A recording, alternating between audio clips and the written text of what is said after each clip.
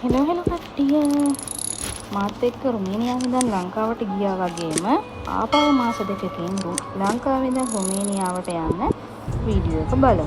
එහෙම තමයි අපි ඉතින් එයාපෝට් එකට යන්න පිටත් වුණේ. ඇත්තටම හරීම දුකෙන් තමයි මේ ගමන යන්නේ. ලංකාවට යන්න ගිය ගමන කොච්චර සතුටින් ගියාද ඊට වැඩිය මහා දුකක් හිතේ තියාගෙන තමයි ආපහු එන්න මේ ආවේ. මේ කුරුණෑගල කොළඹ හයිවේ එකේ මං එනවා. ඊට පස්සේ චෙකින් වෙලා බෑග් එයාපෝට් එක ඇතුලේ මම දැන් යන්නේ. මෙන්න මෙහෙම තමයි අඬලා ඇස් රතු වෙලා මෙහෙම තමයි මං ගියේ.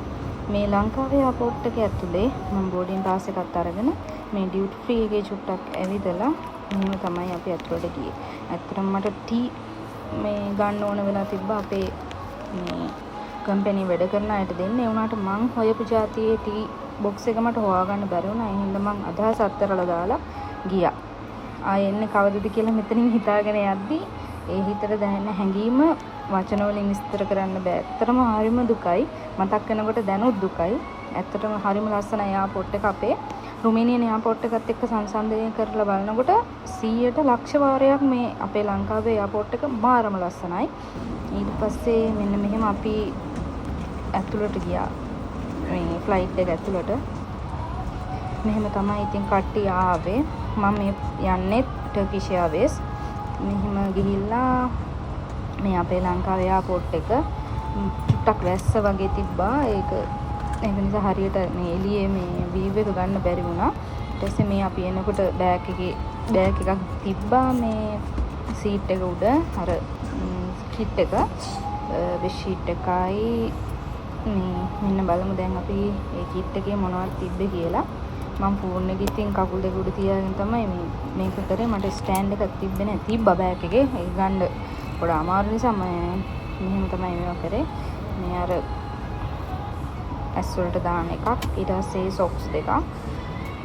මේ පාර නම් මම සොක්ස් දැම්මේ නෑ වෙන්නේ. ඉතින් මම හිතන්නේ මට මතක නෑ. ඉතින් ඒවා බැලුවා ඊට පස්සේ තිබ්බා අර කකුල් ස්ලිපර්ස් වගේ දෙකක් තිබ්බා. ඊට පස්සේ ටූත් බ්‍රෂ් එකකුයි ටූත් පේස්ට් එකකුයි තිබ්බා. අනේ අතට මට ඒක ගේන්න බැරි වුණාද කොහෙද? මම ඒක යූස් කරේත් නැද්ද මන්ද මට මතක නැහැ. ඊට පස්සේ මේකේ තිබ්බ අර කන් දෙකට ගහන්නේ අර නිකන් අගුළු වැටෙනවට වගේ දාන්නේ යන්නේ ඒ වගේ කිට් එකක්. ඊට පස්සේ මෙන්න මෙහෙම තමයි ශ්‍රී ලංකන් එයාර්වේස් එකේ ෆ්ලයිට් එකක් නතර කරලා තිබ්බේ. මේ තමයි අපේ බණ්ඩාරනායක ඉන්ටර්නැෂනල් එයාපෝට් එක. මේ මම ඒක තමයි කැප්චර් කරේ. ඒක ලස්සනට කැප්චර් වෙලා තියෙනවා ශ්‍රී ලංකන් එයාලයින්ස් මේව එකත් එක්කම බණ්ඩාරනායක ඉන්ටර්නැෂනල් එයාපෝට් කියන එක. මේ ඇත්තටම මම මේ ට්‍රැවල් කරන්න ආසම එයාලයින් එකක් තමයි ශ්‍රී ලංකන් එයාලයින් එක. අම්මෝ මාර කියන්නේ කෑම එහෙම අම්මා සුපිරිය. මේ ටර්කිෂ් එකෙත් හොඳයි. ඒ වුණාට টොප් නම්බර් 1 ශ්‍රී ලංකන් එයාලයින්ස් තමයි. එතකොට මේ ටර්කිෂ් එයාර්වේස් මම මෙහි ඉඳන් ඉස්තාන්බුල් වලට මට ට්‍රාන්සිට් එකක් තියෙනවා ලංකාවේ ඉඳන්. ඊට පස්සේ ඉස්තාන්බුල් වෙන්දී ඉඳන් රුමේනියා වලට ට්‍රාන්සිට් එකක් තියෙනවා.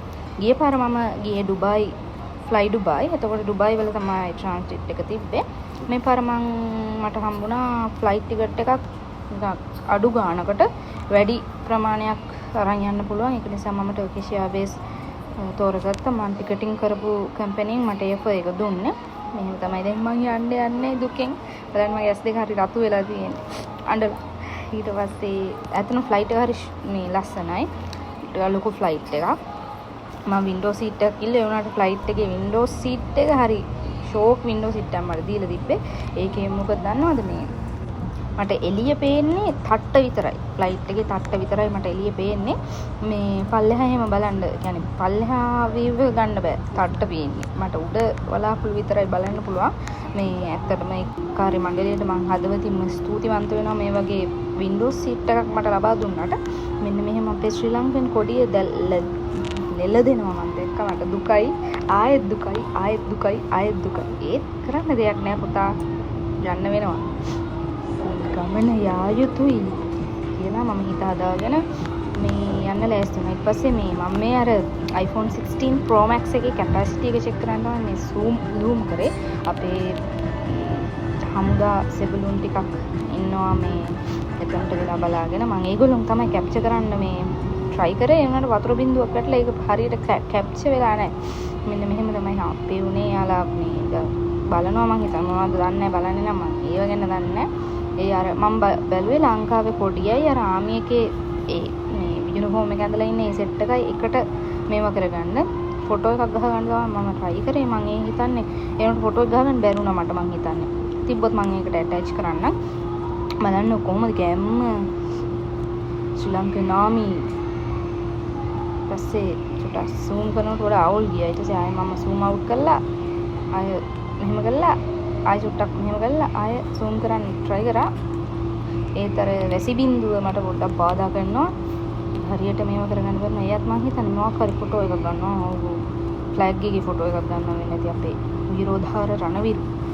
ඉතින් ඊපස් දැන් මේ අපි යන ගමන් ටේක් ඔෆ් කරන්න ළඟයි. දැන් යනවා. මෙහෙම තමයි පපුව කඩාගෙන යන්නේ. මෙහෙම බලන් ඉන්නකොට මේවා ඇත්තටම දුකයි. ඊට පස්සේ මේ තව එයා ඉන්දියා පරිස්සමට යන්න මතකනේ ෆ්ලයිට් ක්‍රෑෂ් එකක් වුණා ඉන්දියාවේ. මේක ඒ දවස් තමයි මේක තිබ්බේ.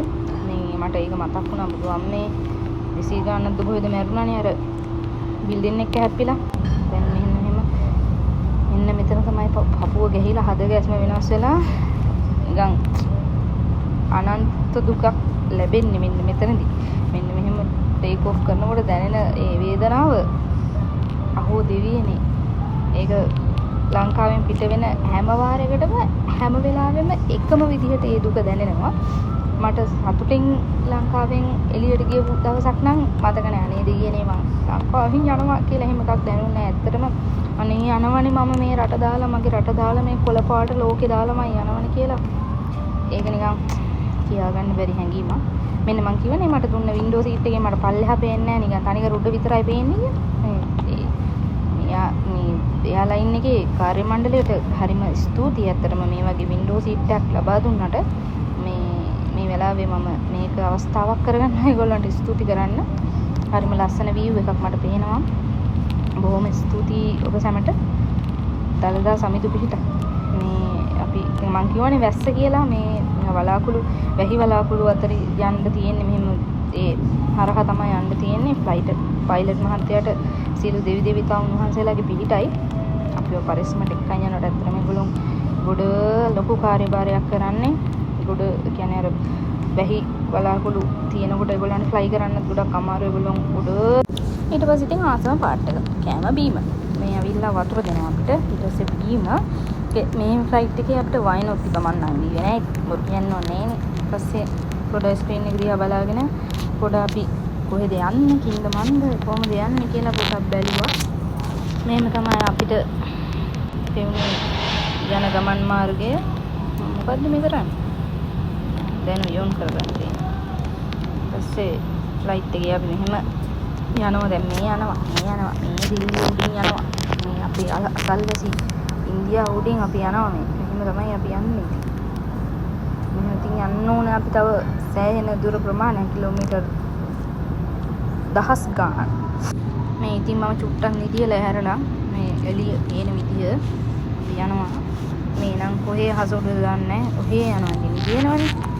නැග්ග වෙලේ ඉඳන් නිදියනේ තව මම කරන්නේ.